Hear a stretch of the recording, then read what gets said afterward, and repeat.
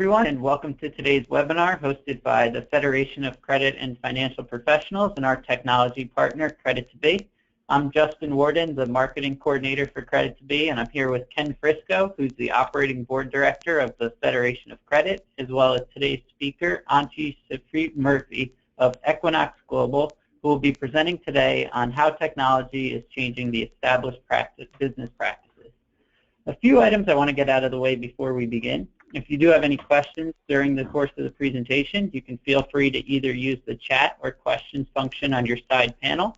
I'll take all of the entries and save them for a Q&A at the end of the presentation. We will also make a copy of today's presentation available in a follow-up email after the presentation is complete. The last item we have to go over is that we will have a brief survey that will pop up on your screen as you exit the presentation. It only takes about 30 seconds to fill out, but it gives us a lot of great insight into how we can continue to make our webinars better for you. So with that, I'm going to pass it over to Ken and let him introduce today's speaker. Okay, thank you, Justin. A little background on our speaker. Andy is a CFA charter holder and currently works as a trade credit underwriter in Equinox Global's New York office. She is also responsible for an underwriting system development at Equinox Global, a Lloyd's of London cover holder. Andy has multifaceted international work experience in trade credit, political risk, and surety underwriting, and has worked across numerous industries and countries. So with that, I'll pass it over to Andy to start the presentation. Yeah, thank you, Ken and Justin, and good afternoon. I also would like to thank the FCFP for organizing this webinar. And perhaps just to expand a little bit on my background on this presentation and my interest in technology. This has really grown over the years, and just really being exposed and seeing on how technology has changed my work environment, and really also seeing and envisioning the new possibilities it allows to in the credit analysis, credit insurance world, and but also then to going to customers and seeing how technology has impacted their operations. And it just displays to me how there's such a tremendous change going on in our world with technology. So the topic that I'm going to explore in this presentation is really on how the world might evolve due to technological change. And this is expanding on a presentation I've been giving a while back on how technology has been changing or expected to change our trade credit insurance industry. So how technology is changing established practices, processes in the financial world, and really also beyond in virtually every industry. And if you look at the financial professional, how we might look differently at risk, including influenced by social media. We are getting a lot more data, and how we're looking at that and using the data as well, how our work environment might change, perhaps by robotic influences, and perhaps also how our products and services that we can offer, every industry can offer, may change. Obviously, the flip side to that is also it changes in competitive environment. If as a company we're not embracing the change or seeing that we are ahead of that curve. So at the end, there will be a Q&A session, but I also like to offer, if you have questions afterwards or just like to discuss the topic, explore it further, just feel very free to reach out to me directly. At the end of the presentation, you will see my contact. So before looking into the future, I think it's beneficial for us to reflect where we were coming from. So what we have been really seeing is a remarkable development, evolution really, of the species credit financial professional over the past couple of years, and all really driven by technology. So we have evolved from the Homo papyrus faxus, who still is burdened by the weight of paper, not really enabling him to walk upright, write all these files and boxes of business cards. So communications were rather antique by fax, and calls are really prohibitively expensive, not supporting really communication, let alone globally, to call someone in Australia also. The information was very hard to get to, very hard to maneuver, and expensive. Just, remember trying to find contact details in a pile of business cards. So the introduction of new technology, foremost the computer, internet, and email, allowed our species to evolve.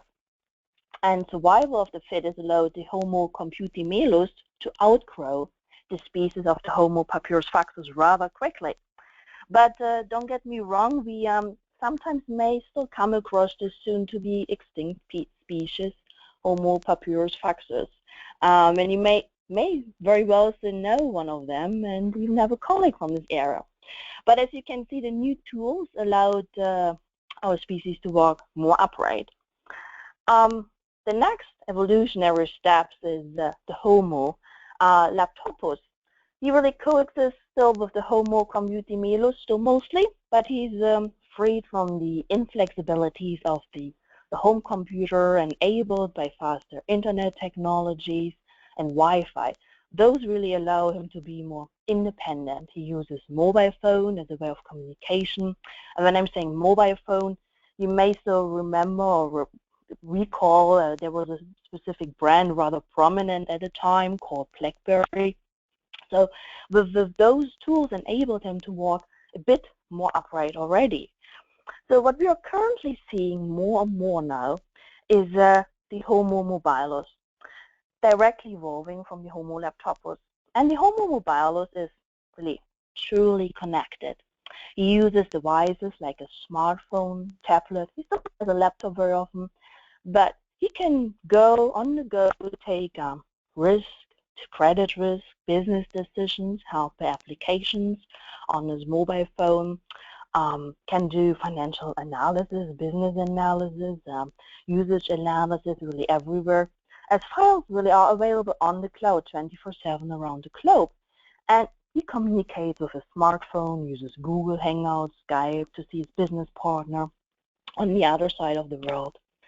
And if you think about it, just looking at evolution, where we've been coming from, that like less than 20 years ago, there was no cloud freely really available. And now with like 4,000 plus exabytes in size in data in the cloud, and that's really a tremendously large number, and to visualize it, it would be like stacking books from here to Pluto and back 80 times. And this number is really growing by the minute. The data is just growing tremendously that is available to us. And also, we have devices that allow us to access this digital information from anywhere and any time. As now also 90% of our land surface is equipped with a mobile phone signal. So we are really truly global. And the evolution really is just to show like is a synonym for how profound technology has changed and will change our world. And it's just astonishing to see what it will enable us to do, the different questions it poses to us, the processes and practices, and how disrupted it already has been and could be to existing industry structures and their competitive rules. And as you go along the timeline really here, it visualizes also how barriers of entry became lower in industries and also in the credit financial professional industry. There's also reflected simply by the lower cost of technology, information cost is cheaper. So with the lower barriers of entry, obviously competitive environment changed. It gave opportunities and threats. But it certainly increased customer choice. So I came across just very recently this very nice animation on LinkedIn, and it's showing just really greatly visually on how our work environment and the tools we're using has changed over the past 30 years. So everything is disappearing from your working space, right? And fax machines replaced by Acrobat Reader to send files by email. You're organizing your meetings on Outlook. There's really not much left. You need a laptop, you need a phone, and what else is left? Your sunglasses. So it just is a really great visualization, I think, to see how our work environment really has changed. And with that, obviously, our processes and practices and how we are doing our business. So we might not, want to look into the future. How might we look like? How might the future credit and financial professional look like? And I'm going to call them the Homo Internet of Things. And with that, so I believe we will see an even much stronger integration of mobile aspects to work and constant connectivity opportunities, really. We will be connected to the Internet of Things. And what I mean, or what is this Internet of Things? I will come back to that a little bit later. But it is evolving around us and gives us a lot more opportunities for changing our practices and process in our work. We will also perhaps see more use of Google Glass. You will have information in front of you visually on your glasses. Further use of the smartwatch phone. So the imagination goes also, perhaps you just send your robotic identity to a meeting in headquarters, or you will participating in virtual meetings, allowing you still, although being a part, the feeling of sitting in a meeting. It also offers the opportunity that if you have complex machinery you're offering training on, that as a customer has ordered the machinery, you could offer training in a virtual reality world where your customers, employees are like in this virtual reality and as of using this machinery, opening it up and seeing in detail inside the machinery how it's working. So that's really a tremendous opportunity for whole industries to streamline process and improve also customer service and satisfaction. We could imagine also contract wording, undergoing computerized screening checks, or things really just being a lot more off the paper to more electronically. So this Internet of Things, coming back to that, and what it will enable us as a future involvement by our species and certainly our practices and our environment. So what is it? So it connects the physical world with the Internet. So physical things become Internet things, so to speak. So we digitize the physical world, and that is really not happening. It's really happening. It's not an utopia. And so what could be things? So things could be anything and everything, really. Objects, machines, appliances, animals, humans, a pen. And it enables us with wirelessly, with sensors attached to things, to know about objects a lot of information. So for instance, we would know who is sitting on a chair in Australia. So you may wonder, why would I want to know who is sitting, or is there someone sitting on a chair in Australia? So the application of it is just limited by our imagination, but maybe just a little example. So you have a business partner in Australia, and it's already now very late in Australia, and you're wondering, well, he usually works late, but you also don't want to disturb him at home and calling him on his mobile phone. So instead of that, you're thinking, well, I will just check on my phone if I see if he still is in the office. So sitting on his chair, and we know he sits on a chair because there's a pressure sensor on the chair. So you're checking, and you think, oh, well, he's still there. But it is late in Australia, so you may wonder, well, is it still worth calling? Because he might be just simply fallen asleep on his desk.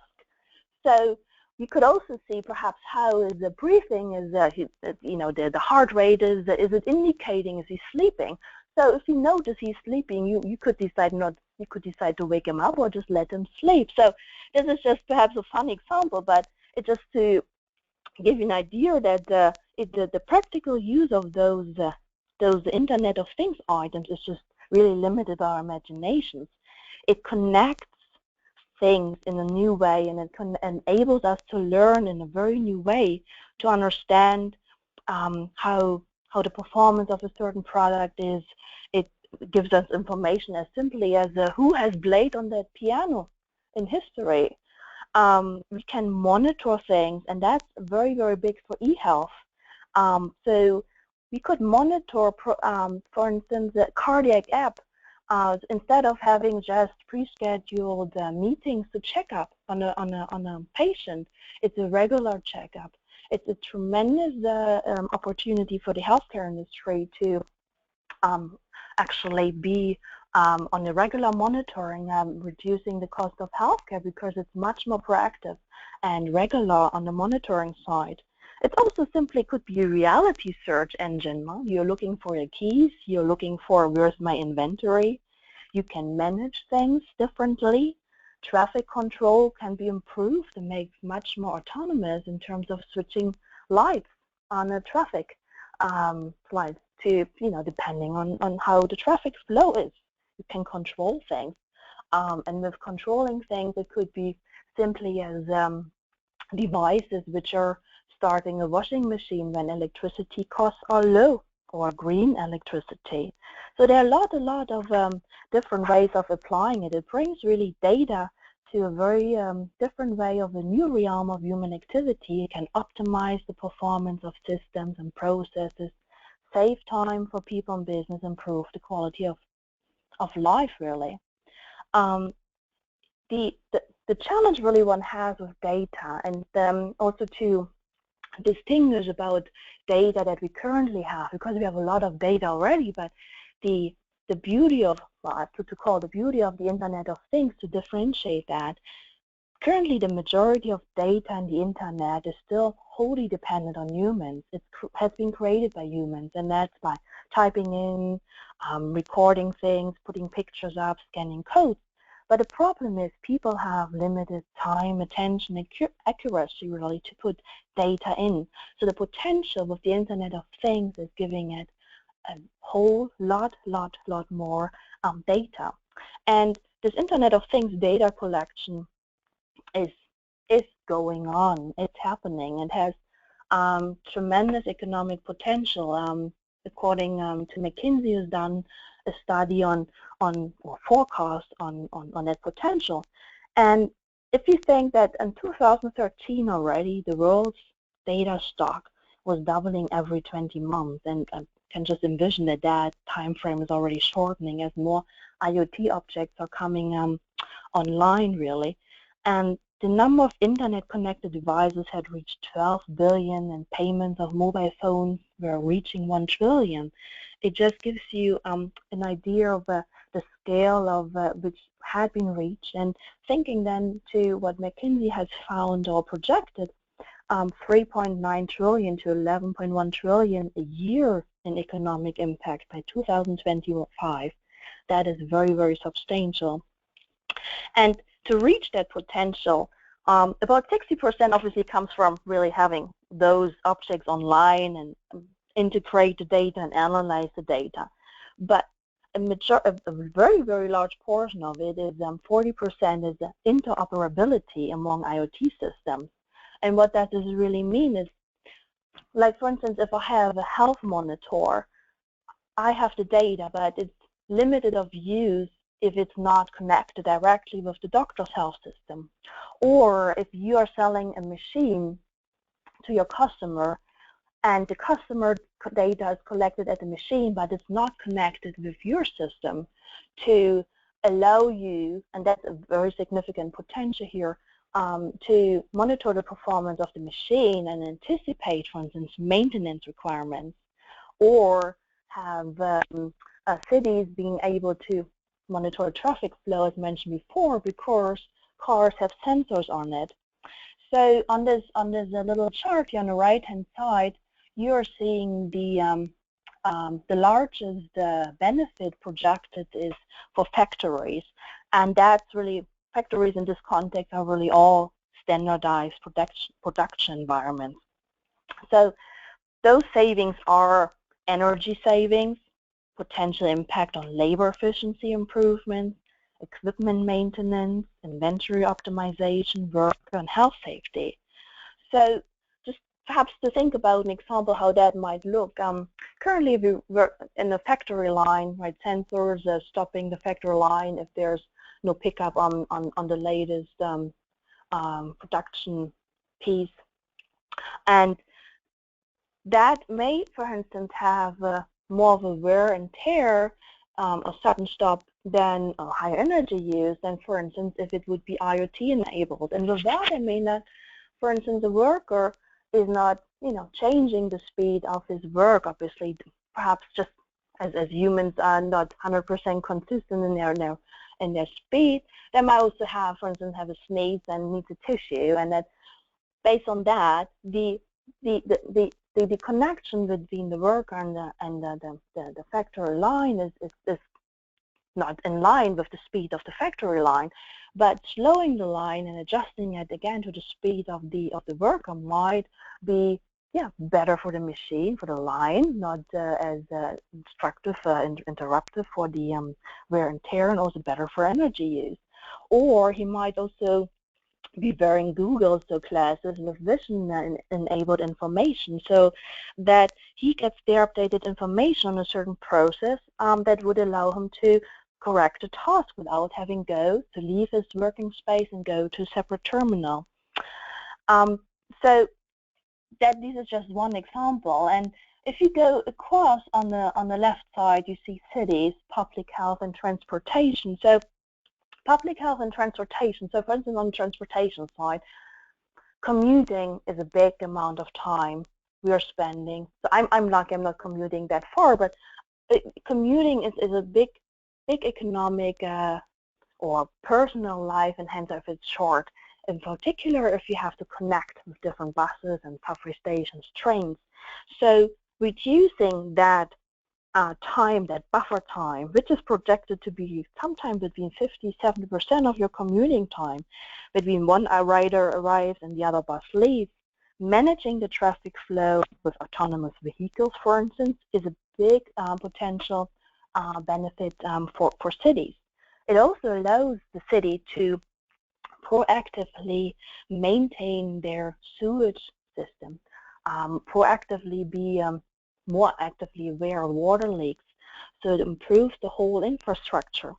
Another big part, and especially being in New York City here, is a lot about people looking for parking spaces. People spending, it's projected to be 30 or more % of traffic is related to looking for people for parking. And changing parking availability based on needs is would be another tremendous benefit, not just for the human being in terms of having more time. It reduces traffic congestion. It improves the environment because not so many fumes are coming out. So there are a lot of benefits that are come into place and are enabled by the Internet of Things. On the top right, you're seeing office, 70 to 150 billion in savings projected. That is simply also through better energy management. It adjusts, for instance, the temperature if no one is in the room at the moment. Or it improves the security in a way that, well, if every item is enabled as IoT, you know where the item is. So, and a laptop can't simply disappear or be stolen because you would be able to track that laptop. So there's a much stronger security as well. On the logistics side, on the bottom left, logistics and navigation, 560 to 850 billion. And just to give you an example on how it is already done, so FedEx has a sensor-aware program, and it allows your customers to place a small device into packages, and with that you can track the package. And with tracking, it's not just simply location, because when we say tracking, we very often think about GPS tracking. But if you have a biological product or sensitive electronics, you just not just want to know where it is, but you also want to know the temperature, light, humidity, pressure. So taking that a step further of monitoring, it gives us now also the opportunity with devices and allow the system to make autonomous decisions based on a sensor's report. So, for instance, my product, if it needs a certain environment, humidity, pressure, light, it might be perhaps that we have a casing or a container which can create that environment and can adjust based on the outside temperature, for instance, increase or decrease the inside temperature as well. Same thing with traffic lights adjustments autonomously based on actual traffic, or perhaps also to automatic product ordering if your inventory drops to a certain level. So with that, certainly it could change, reorganize the whole process of the purchasing department, how it operates, and how perhaps also an order from a customer is integrated with the inventory system to scale. Well, if my inventory drops, why would I, for instance, order new parts if there's no new order? So anticipating perhaps further also, take this one further, that I would also know what's the inventory level at my customer's space. Before my customer even has ordered, I would know if I would need to order parts myself to produce that certain product.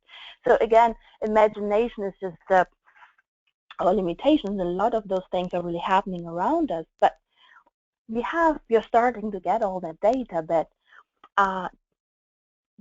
using that data is still really lagging behind its potential. And McKinsey had found that so they were doing a lot of studies and using use cases, and they found that just less than 1% of data being generated from like 30,000 sensors used on an offshore oil rig is really currently only used to make the decisions. Same as on floor factoring. A lot is currently only about real-time control and anomaly detection. What the value that still remains uncaptured is the predictive maintenance to analyze the workflows to optimize operating efficiencies.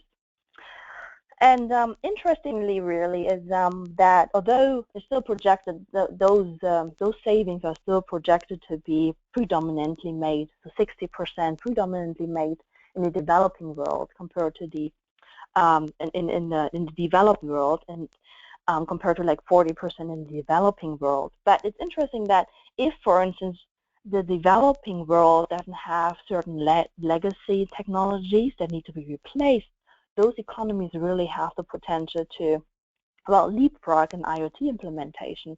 And the same, I guess, could be said also for companies. If you don't, or a new company, they don't have legacy IT, but just can leapfrog into the new opportunities, and that certainly changes the dynamics also on how perhaps the competitor might rise as a new major player in your field.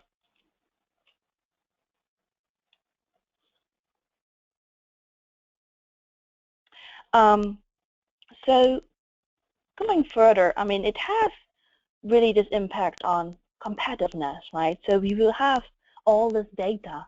So we really need to be data wizards, right? So we will have more current data. We have also more noise data, like social media data. We have data more in general. So we have a lot more complex data. And to be an industry leader and more competitive, really the question becomes on how to be able to manage the data and to manage the data and to manage it also in a secure way. So, for instance, on looking at the risk analysis side, I believe also that we're going to see more risk models incorporating social media, and perhaps expanding on that thinking. As a credit manager, for instance, envision you're currently working with like 12, 18-month-old financials, and perhaps the larger limits or more challenging names you have a meeting with those companies and go over the budget. But with data directly from customers, so directly beyond the pure financials, we externalize the risk data collection and make them much more current, and that could give us data that give us a much stronger leading indicator for the future or the current credit risk and be much more predictive. So it could also be allowing us really to analytically better analyze smaller companies. And just perhaps as an example, you're selling flour to bakeries. Bakery is has one store, proprietor. You might be getting a tax report, but it's very, very difficult to underwrite a bakery. So you might have done your first shipment on payment in advance, but the bakery owner would love to have some payment terms. So how might we be able to look at a bakery risk with the Internet of Things capabilities? So, and other technology capabilities. So one aspect could be, for instance, allowing us data to analyze data getting from store traffic. So people walking in and out, how is that store traffic developing? Are they positive or negative about the bakery on social media? You have a sensor on your bag of flour. How is the flour usage going? So is the baker baking a lot of bakery goods? And all that might give you an idea about, is the bakery doing well or not so well anymore, and gives you a much more current idea about the credit risk than maybe from the tax report. And with that, it certainly gives, with all that data you're getting, with all data always is what is predictive, and that's the other side of the coin always, that you have data, but what do you do with it? But potentially you could be able to give different, better service to your sales department and the sales and also obviously the buyer, to be able to better analyze the risk. And with data always comes certainly also the risk of data breaches, and that needs to be rewritten, incorporated in the company's risk management policy. And obviously, the more data, the more complex data, the more risky it can be, and be a very serious threat to a company. And data breaches reach also huge companies, big companies. If you remember the credit card breaches at, for instance, at Target or Home Depot, both companies where you would really anticipate very sophisticated data security management. So beyond the data being a data wizard, there might be other technological advances which might impact you. Someone may come and say, "Oh, you expect accepting Bitcoin as a means of payment?" So there's the question of how is your organization reacting to that. You might think about, or might be offered 3D printing. So you might have some SKU products which are very rarely demanded and very small, or at this point I think the scale of 3D printing is still relatively small items, but it might be in the future bigger items as well, which allow you to shorten the supply chain, improve the cost of the product, and deliver it actually at the mouse click to your customers. But with that, the advantage, you also need, the questions come up with the retention of title. When am I delivering the product? Is it when it reaches the computer or the actual printout? So many different aspects to that. But without question, embracing the Internet of Things gives them a lot of opportunities. And coming back to the credit management department, of being able to really perhaps anticipate also current needs. So, for instance, let's say you would have access to data from your buyer. You would let's say you're producing mugs, or coffee pots. Every of those items is a sensor, and as it's on the shelf, you have exact data on how this product is moving out of the retailer stores. And based on that, you may see this month is going really well, and you're anticipating another order from the buyer based on that sales data. And so proactively, you could already look at a higher credit limit for them, for instance, before the customer even sends in the order. And so that there's so many opportunities here, but it needs to be certainly connected and embraced in many ways. But also data needs to be made logic, right? And a lot of that we need to make sure really to attract the generation Y, Z, and these are all the people born 1980 and earlier, and those are the ones who grew up with technology, who are the data, make data happen and logic to use really a lot, in meaningful ways. And those people are the next generation generally of human capital. Well, if you want to say that employees are really just more attractive to new industries and startups. And every industry really needs to make sure that they attract the new workers. And the same thing is also for our insurance industry. We need to make sure that we are attractive, and that not the brightest and smartest are going to startups and new industries only, because we need those people to make sense of the data, really. So what lies really ahead? So as I'm sure you have been seeing now, is that every industry is virtually going through some form of digital disruption, or will go through this digital disruptions. So there are tremendous opportunities with data, right? Many directions, everywhere we can head. But well, how can we achieve that, or where to start? And as always, right, changes that bring risk to it.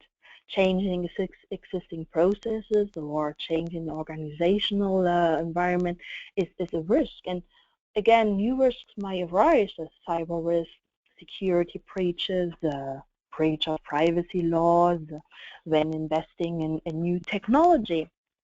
So a lot of well, things really can go wrong, but it needs to be managed differently, looked at different ways of securing the data.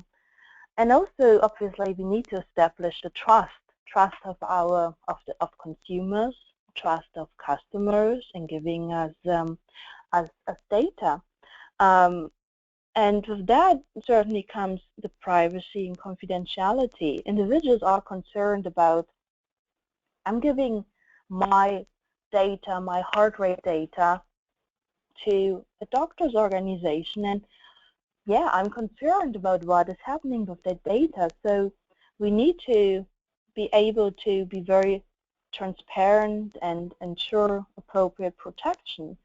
But also, if you think, for instance, if you think back to if you're delivering a machinery, and your customer needs to be entrusting you with the data that the machine is collecting and reporting back to you, that data is transparent, what is done with it, and is used really to the benefit of the customer. So again, if the machine can actively report on how it's running, you anticipate the maintenance schedule, you are making clear that it benefits the development of that machine, because that data that you're getting back can be used for your own R&D development to improve the machine for the next generation.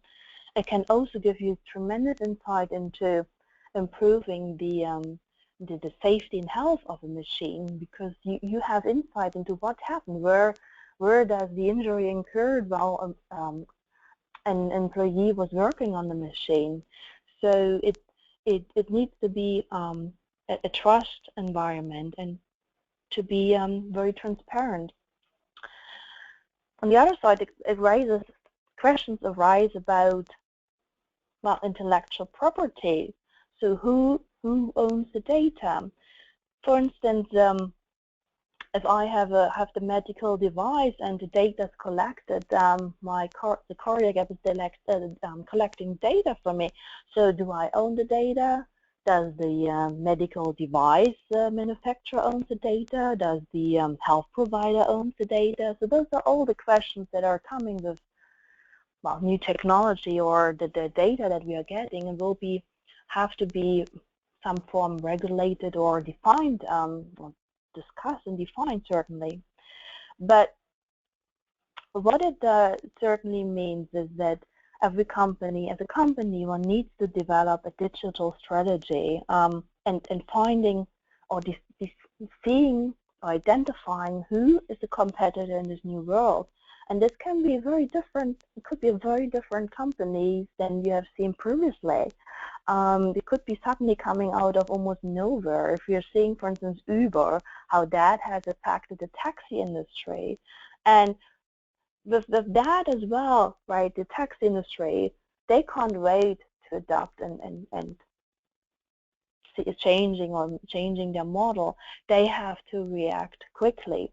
So how fast you need to act is another important measurement to look at your competitive landscape, and then managing the trade-off between sustaining status quo and shifting the model to maximize the value your company and you're creating.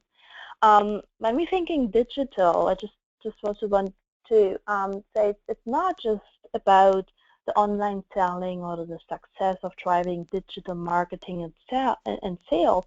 That's too narrow for the digital transformation, and would take out a lot of opportunities with that the Internet of Things and technological advances as a whole really create.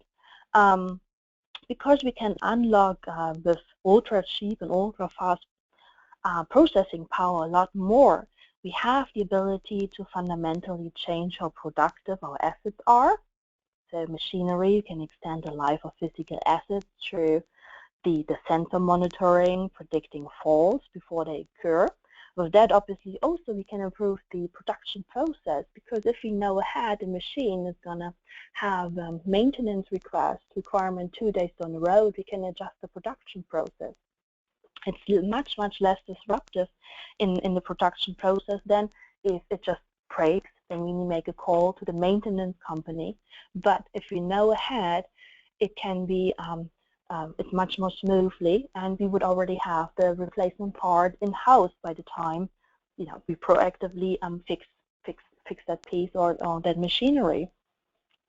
So we really can leverage data and our consumer base in a much different way, in an intense way as well, to improve our customer service in terms of, as I mentioned before, the anticipating orders, and anticipating demand from your customers, changing proactively credit limits perhaps.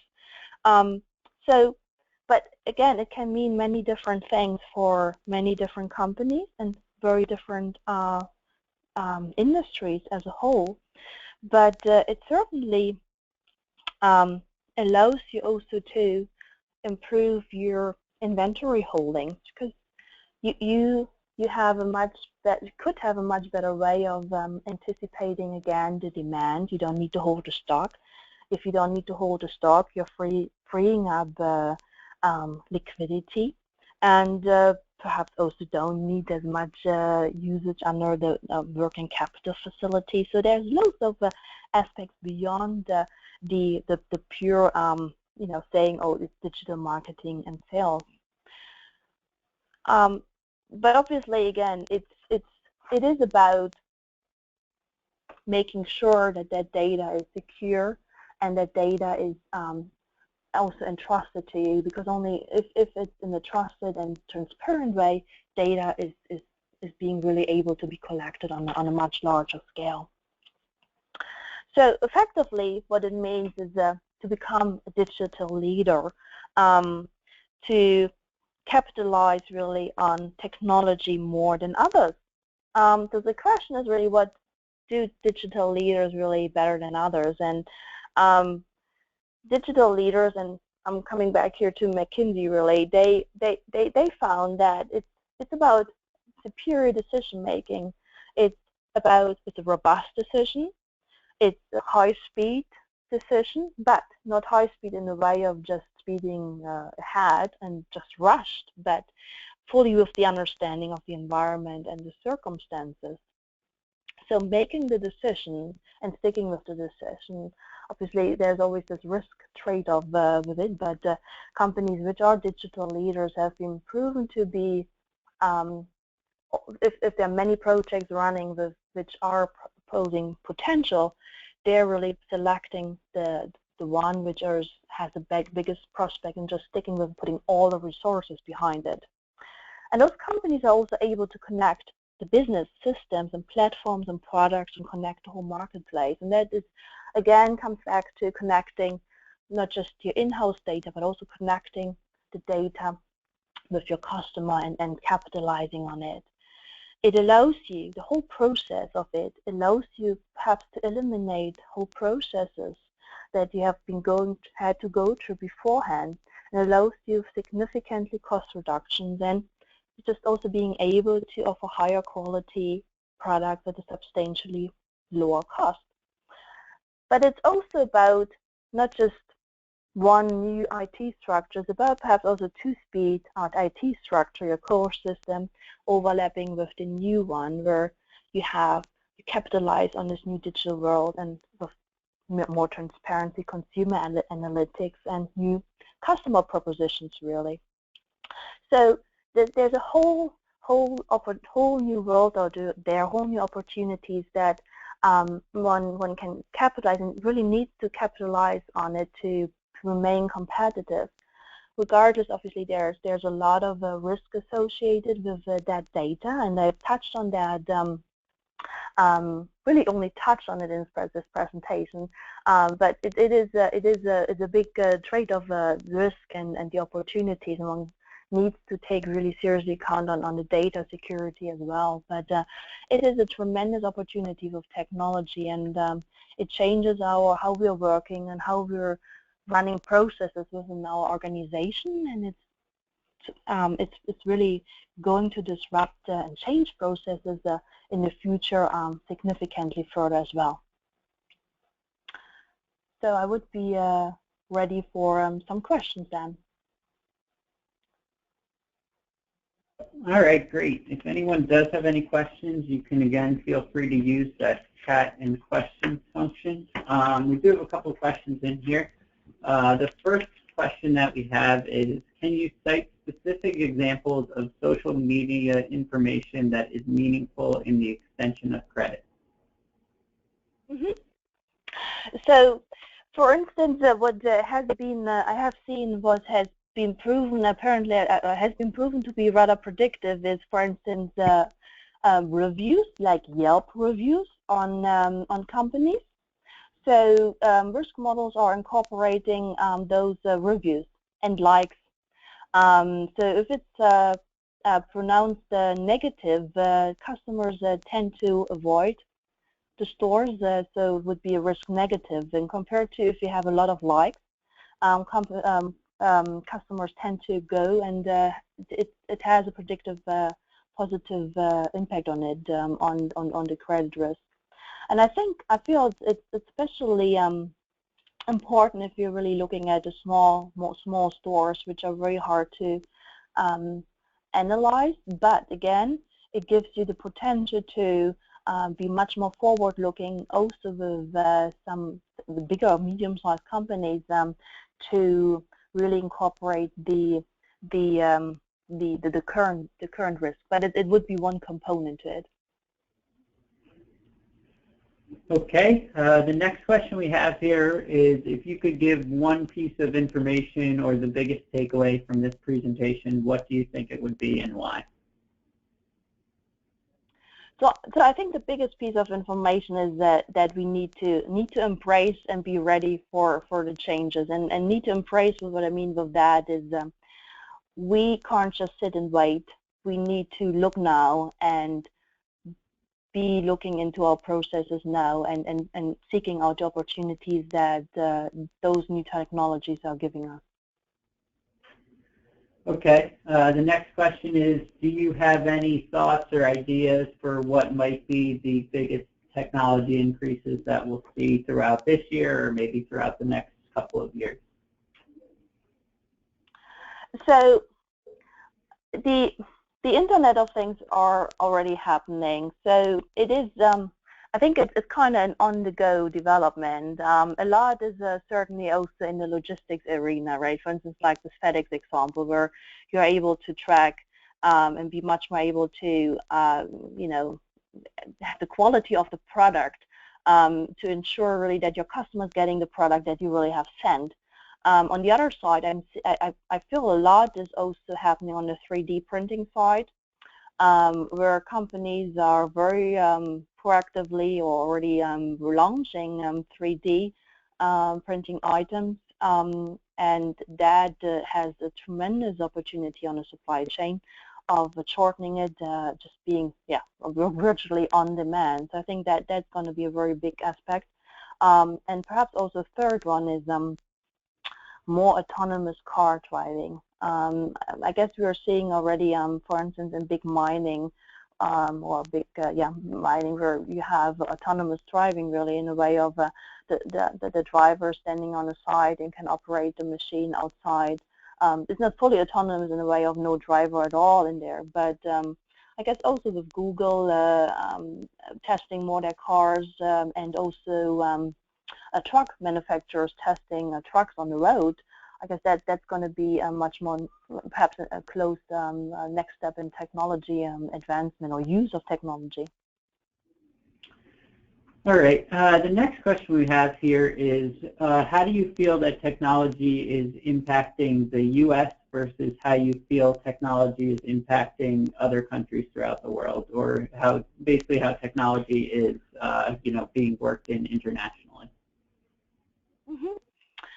I would say that the U.S. perhaps is uniquely positioned to capitalize on it in a way of thinking. There's so much tremendous human capital in Silicon Valley alone, and the frequency and speed of innovations coming just out of the West Coast, for it to say, and which is disrupting and changing many industries. Had changing and expected to change, continue to change. So I think that breeding ground which attracts, that's not breeding ground, but that ground which attracts so many so many people also from around the world to the West Coast. I think we will continue to see a lot of innovations coming from there, which will impact the whole world.